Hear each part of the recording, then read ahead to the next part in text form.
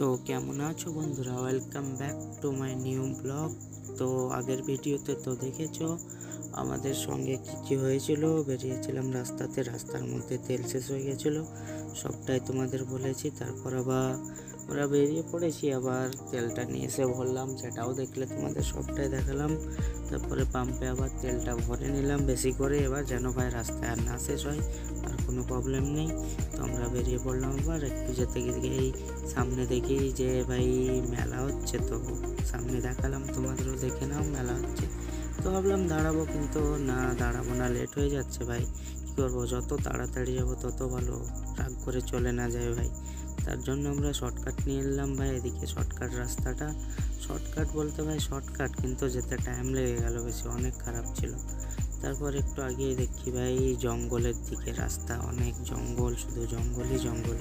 তো কী করবো ভাই, বেরিয়ে পড়েছি, জঙ্গলের দিকে যেতে হবে। অ্যামাজন জঙ্গল ভাই, যে কোনো জঙ্গল না এটা, দেখো তোমরা একবার জঙ্গলটা দেখে নাও।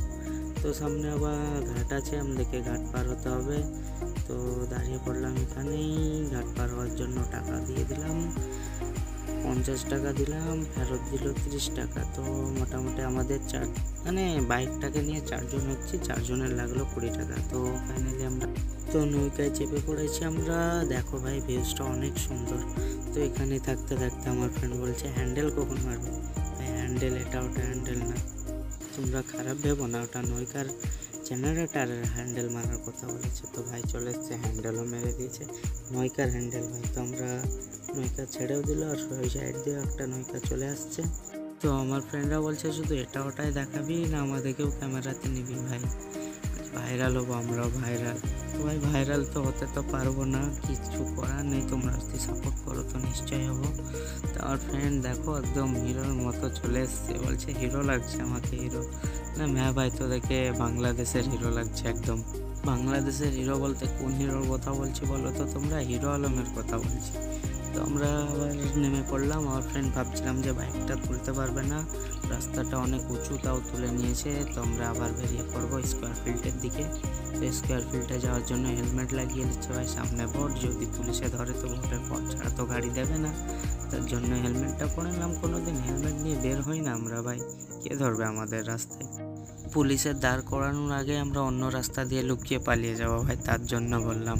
তো এখানে আমরা চলে আসলাম ফাইনালি স্কোয়ার ফিল্ডে। তো গাড়িটা পার করে দিলাম, তো দেখি এবার স্কোয়ার ফিল্ডে কে আছে তোমাদের দেখাবো, চলো যাওয়া যাক। তো হ্যান্ডেল লকটা আমিই করে দিলাম, ফ্রেন্ড পারছে না, কি আর বলবো, গাড়ি চালাই কিন্তু অন্য কিছু পারে না। তো স্কোয়ার ফিল্ডে এসে দেখি ভাই অনেক লোক, অনেক সব বিকালের দিকে সবাই বসে থাকে, ঘুরে ফিরে খাওয়া দাওয়া করে ফ্যামিলি নিয়ে এসে, তোমরা আসো। তো ভাই এটা কি দেখো, আমাদের মুর্শিদাবাদের লোক এমন না যেখানে সেখানে তোপ রেখে দিয়েছে, যখন তখন মারামারি স্টার্ট হয়ে যেতে পারে আর কি, তার জন্য তোপটা রেখে দিয়েছে। তো আমরা ফাইনালি ওখানে দেখা পেলাম না, কি বলবো ভাই তোমাদের।